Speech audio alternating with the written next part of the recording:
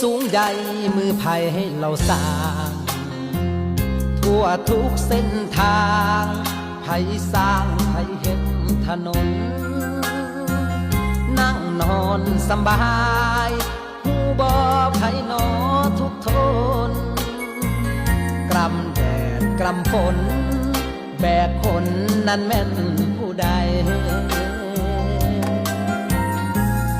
ข้าวนี้คำนี้ไผ่ที่ปลูกข้าว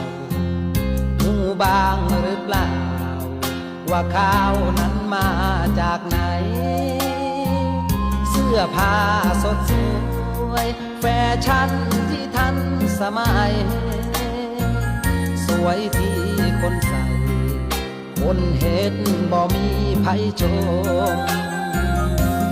หมู่เฮาคือผู้อยู่เบื้องหลังคือผู้สรรสร้างเพื่อคนอื่นได้สุขสมหยาดเหงื่อแรงงานมีส่วนสร้างสรรค์สังคมบ่มีไผชมหมู่เฮายังเฝ้าภูมิใจบ้านนี้เมืองนี้ดูดีสวยเด่น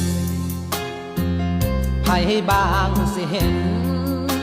สิหูความจริงบ้างไหม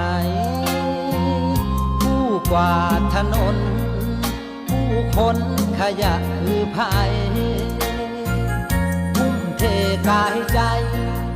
มอบความสุขให้มวลชน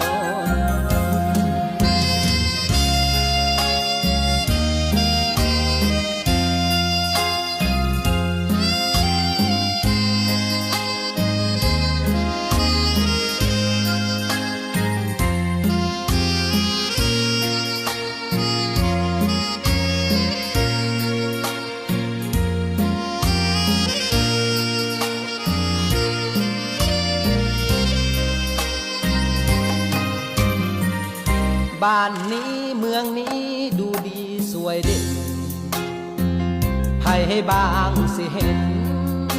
สิหูความจริงบ้างไหมผู้กวาดถนนผู้คนขยะคือไผทุ่มเทกายใจมอบความสุขให้มวลชนทุ่มเทกายใจมอบความสุข